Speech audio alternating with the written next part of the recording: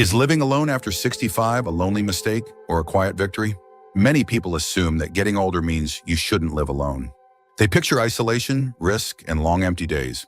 But in truth, living alone between the ages of 65 and 80 can be one of the most empowering decisions you ever make. It's not about pushing people away. It's about stepping into a space that's truly yours. A space where your preferences matter. Your rhythms lead and your peace is protected.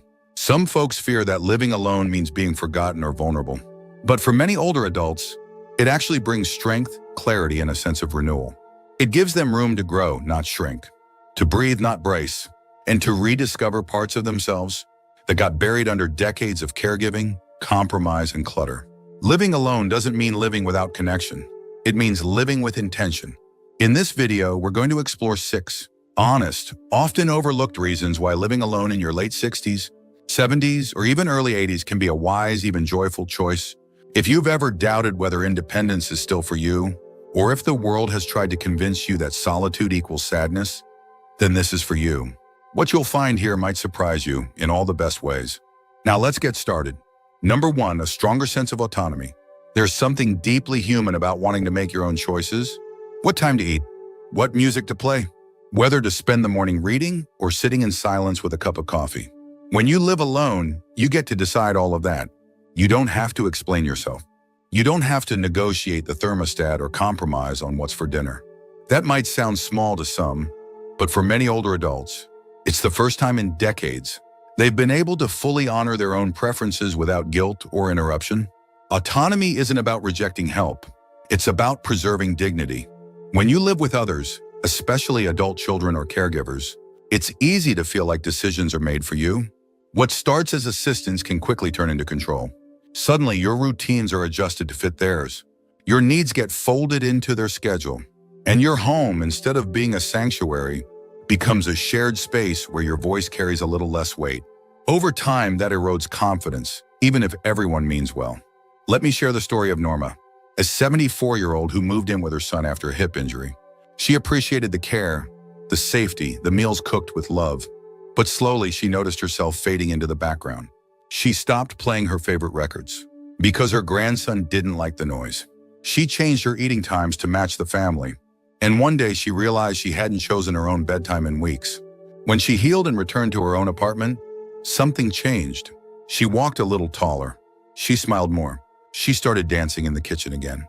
It wasn't just the space, it was the return of choice. Living alone gives you that choice back. It reminds you that you're not just aging, you're still living, still evolving, still worthy of shaping each day in a way that feels good, feels right, and feels like you. That kind of autonomy builds self-respect. And self-respect, no matter how old you are, always leads to strength. Number 2, a more peaceful environment. There's a quiet that only comes when you're alone in your own space. Not the kind of silence that feels empty, but the kind that feels clean, gentle, undisturbed. When you live alone, you get to shape that quiet. You control the volume of your day, the sounds you let in, and the ones you leave out. There's no television blaring from the next room. No hallway footsteps waking you at 5 a.m. No phone conversations bleeding through thin walls. Just the rhythm of your own breath, the creak of your favorite chair, and the stillness that so many people spend their whole lives searching for. That kind of environment does something to your nervous system. It calms it. It soothes the edges of anxiety. It lowers cortisol, the stress hormone. That's responsible for everything from high blood pressure to shallow sleep. When you live with others, especially if they're rushed, loud, or emotionally intense, you absorb that energy. Whether you realize it or not, you carry their chaos, their moods, their mess. And before long, you forget what it felt like to be still in your own skin. Let's talk about Gloria, a 70-year-old retired teacher, who spent 5 years sharing her home with her adult daughter and 2 young grandchildren. She loved them deeply, but every day brought motion, noise, interruption. There was always a request, a spill, a question needing her attention. By the end of the day, Gloria felt wrung out. After her daughter moved into her own place, Gloria didn't just get her space back, she got her nervous system back. Her sleep improved. Her digestion calmed. She even said her memory felt sharper, not because of medication, but because her body finally had the chance to rest. There's something healing about having no one to please. first thing in the morning. No conversations you didn't initiate. No pressure to perform, respond, or smile when you're not ready. Just you in a space that listens more than it talks. For many seniors, that's not loneliness. That's peace. And peace, once you feel it, becomes something you never want to trade again. If you're still watching this video and finding these insights valuable, please comment number 2 below to let me know you're here. And if you haven't subscribed yet, I recommend you subscribe and turn on the bell so you don't miss any videos. Your support helps us continue creating good content to inform and inspire you. Now let's move forward. Number 3, freedom to shape your own routine. There's a certain joy that comes with moving through your day on your own time. Waking when your body says it's ready. Eating when you're actually hungry. Choosing when to run errands, when to rest, when to turn off the lights. Without checking if it fits someone else's plans. Living alone gives you that freedom. It puts the rhythm of your life back in your own hands. And that rhythm, once you settle into it, becomes a kind of medicine. Too often, older adults adjust their routines to accommodate others. Whether it's an adult-child schedule, a caregiver's timeline, or even a well-meaning neighbor dropping by unannounced, their days begin to revolve around someone else's clock. Over time, this takes a toll. Meals are rushed, sleep is interrupted. Personal rituals like morning walks or afternoon reading start to fade. You might not even notice it happening, but something in you begins to shrink. A little, like a flower being turned away from the sun. Let me tell you about Carl, a 77-year-old widower, who moved into his nephew's home after a health scare. At first, it felt supportive. There was company, there was care, but soon Carl's mornings were dictated by the family's rush to school. Meals were eaten on their schedule. Noise became constant. He missed his mid-morning crossword, his slow breakfast, his quiet afternoons. Eventually, he asked to return to his own small apartment, and what happened next surprised everyone. His energy returned. He started painting again. He began sleeping through the night, all because he got his time back. Having your own routine isn't selfish, it's soulful. It's how you listen to your body, how you feed your spirit, how you move through the day with intention instead of obligation. Living alone doesn't mean isolating. It means aligning with your natural pace, your personal needs, your quiet joys, and that kind of alignment, it creates a life that feels not just bearable, but deeply right. Number 4, emotional resilience and confidence. There's something powerful that happens when you prove to yourself that you can handle things on your own. Not because you have to, but because you choose to. Living alone in your later years doesn't just provide freedom, it builds a quiet kind of strength. The kind that comes from managing the bills, calling the plumber, deciding what's for dinner, and locking your own front door at night. Each of those small acts tells your brain I'm capable. I'm steady. I'm still in charge of my own life. For many older adults, there's a lingering worry that independence fades with age. That needing less help means taking on too much.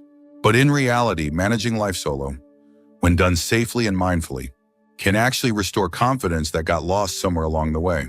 When you make your own decisions and solve small daily problems, your sense of self gets stronger. You stop second-guessing yourself. You stop waiting for someone to tell you what to do. You begin to trust your instincts again. Let me tell you about Bernice, an 81-year-old, who had lived with her sister for most of her adult life. When her sister passed away, many people expected Bernice to move in with family, but she decided to stay in the home they had shared. At first, she was nervous. She didn't know if she could handle it all, but she did. Slowly, quietly, day by day, she learned to manage her finances. She fixed a broken faucet. She took walks by herself. And one afternoon, after making her own doctor's appointment and driving herself there, she said out loud, "I didn't know I could still do all this." That realization lit her up from the inside. Living alone gives you moments like that. Moments that rebuild the bridge between who you were and who you still are. It reminds you that aging doesn't mean erasing. It means evolving. And the more you do for yourself, the more you believe in yourself. That belief becomes emotional armor. It steadies you when life shakes. It grounds you when the future feels uncertain. And it fills your quiet days not with doubt, but with a deep earned pride. If you're still watching this video and finding these insights valuable, please comment number 4 below to let me know you're here. And if you haven't subscribed yet, I recommend you subscribe and turn on the bell so you don't miss any videos. Your support helps us continue creating good content to inform and inspire you. Now let's move forward. Number 5, fewer social conflicts and emotional friction. One of the most overlooked benefits of living alone in your later years is the peace that comes from fewer daily conflicts. You're not navigating passive-aggressive remarks. You're not absorbing someone else's bad mood.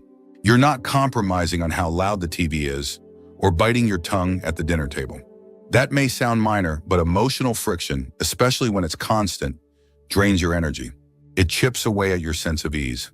And over time, it can quietly steal the joy from your days without you even realizing it.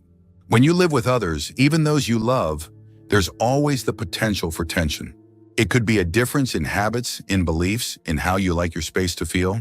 And while those differences might seem manageable, the constant need to adjust, explain, or defend your preferences wears you down. Eventually, you start shrinking yourself to keep the peace. You stop saying what you think. You walk on eggshells. You edit your joy. And that quiet pressure adds up. Let's talk about Leonard, a 79-year-old who moved in with his daughter after a minor fall. She meant well. She wanted to protect him. But soon every choice became a debate. Whether he could drive, whether he could eat what he wanted, whether he was allowed to work in the garden. After a year, Leonard asked to move into a small senior apartment complex. Not because he didn't love his family, but because he missed his voice.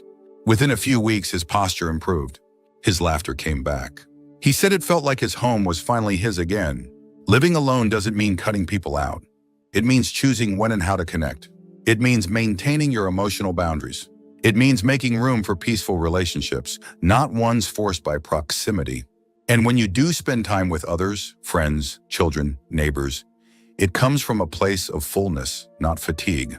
That kind of clarity doesn't just help you feel better, it helps you love better. And that might be the greatest gift of all. Number 6, a deeper connection with yourself. There's a kind of knowing that only grows in silence. When you live alone, especially between 65 and 80, something opens up. Not just your schedule, not just your space, but your awareness. Without the constant noise of other people's opinions, without the subtle pull to entertain or explain, you begin to hear yourself more clearly. You start remembering what you actually enjoy, what you believe, what you miss, what still makes you curious. That kind of self-connection can be life-giving in ways most people never expect. We spend so many years wrapped up in roles: parent, spouse, employee, caregiver. Always doing and always tending. But when the house quiets down and the world gives you room, you finally get the chance to ask, who am I now? What do I want these years to look like?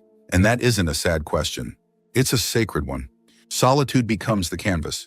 And from that stillness, new things begin to grow. Maybe it's writing. Maybe it's painting. Maybe it's prayer. Maybe it's simply resting in your favorite chair, watching the light move across the floor, and feeling for once that there's no rush. Let me share the story of Harold, an 84-year-old widower who had always been surrounded by people. But after his wife passed and his kids moved out of state, Harold decided not to fill the silence. He didn't join every club or invite boarders into the house. Instead, he sat with himself. At first, it was unfamiliar, even uncomfortable. But over time, he began to journal. Then he started recording his memories. And one day he said, "I thought I was alone, but I found someone in the quiet. I found me." Those words stayed with me. Living alone isn't about absence. It's about presence. In your thoughts, in your own unfolding life. And when you allow yourself that kind of depth, it doesn't just bring peace, it brings meaning. You realize that aging isn't about fading. It's about uncovering. And in that uncovering, you don't just find comfort. You find yourself.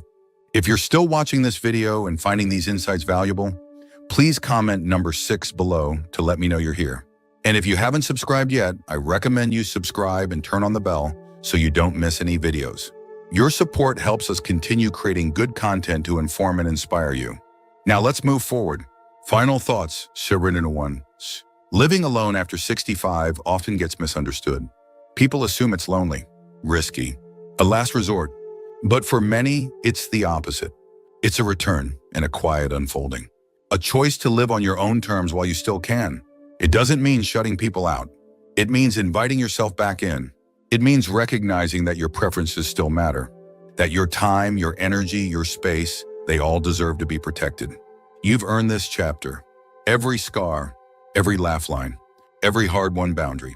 Living alone gives you room to breathe again, to think without interruption, to feel your own feelings without judgment.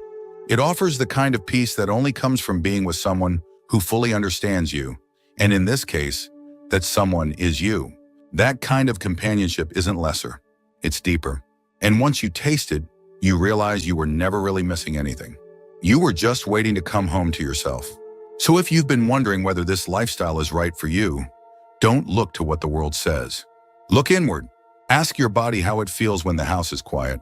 Ask your mind how it responds when no one's watching. Ask your spirit what it longs for when the day is entirely yours. The answers you hear might not come loud, but they'll come honest. Thank you for joining us today. We'd love to hear from you. Leave a comment below and share one thing you learned today and how you plan to use it in your life. Your thoughts are important to us, so don't hesitate to share them. Reading your comments gives us great motivation and encouragement. If you enjoyed this video and found it helpful, please like, subscribe, and share. Your support helps us continue creating good content to inform and inspire you. Thanks for watching, and we look forward to seeing you in the next video.